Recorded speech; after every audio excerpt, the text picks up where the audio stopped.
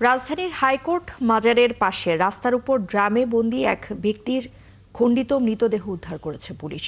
বৃহস্পতিবার দুপুরে রাজধানীর হাইকোর্ট মাজারের পাশে ফুটপাতে দুটি প্লাস্টিক ড্রামের ভেতরে মিলেছে এই লাশ, জানিয়েছে এলাকাবাসী।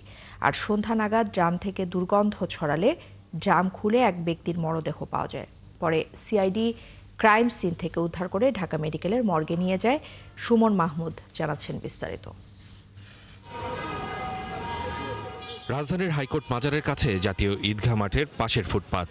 সন্ধ্যার আলো ফুরুতে না ফুরুতেই চাঞ্চল্য ছড়ায় দুটি নীল রঙের ড্রাম ঘিরে। ড্রাম খুলতেই উপরে চাল ও ভেতরের এক ব্যক্তির খণ্ড বিখণ্ডিত লাশ পাওয়া যায়।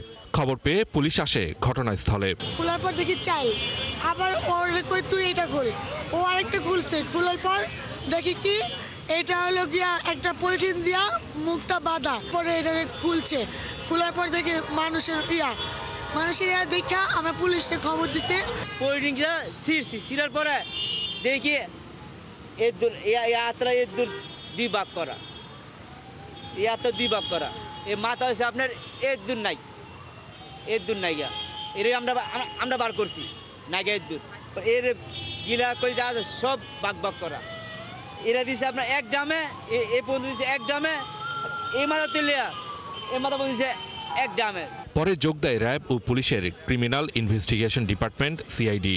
সংগ্রহ করে আলামত। হাতের আঙ্গুলের ছাপ থেকে জানা যায় নিহত ব্যক্তির নাম আশরাফুল হক, বাড়ি রংপুরের শ্যামনগর ইউনিয়নের 4 নম্বর ওয়ার্ডে।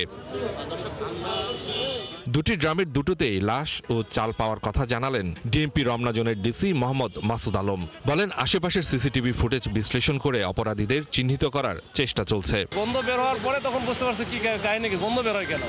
যখন দেখে ভিতরে খোলার পরে দেখে যে মাংসের টুকরা টাইপের, তখনই আমাদের থানায় খবর দেয়। শাহবাগ থানা এখানে আসে। থানা পুলিশ যখন বের করে দেখে যে এখানে আসলে এটা একটা হত্যাকাণ্ড এবং এই একটা লাশকে কয়েকটা অসংখ্য টুকরায় ভাগ করা হয়েছে, মানে কেটে ফেলা হয়েছে।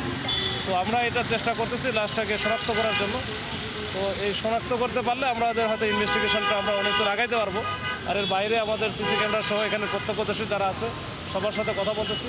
কথা বলে আমরা আসলে এটা কিভাবে আসলো, কারা নিয়ে আসলো, এটা আমরা চেষ্টা করতেছি যেটা আমরা সব পুরো ডিটেলস জিনিসটা উদ্ঘাটন করার জন্য। পরে পোস্টমর্টমের জন্য ঢাকা মেডিকেলে নিয়ে যাওয়া হয় মৃত আশরাফুলের মরদেহ। সুমন মাহমুদ, ৭১, ঢাকা।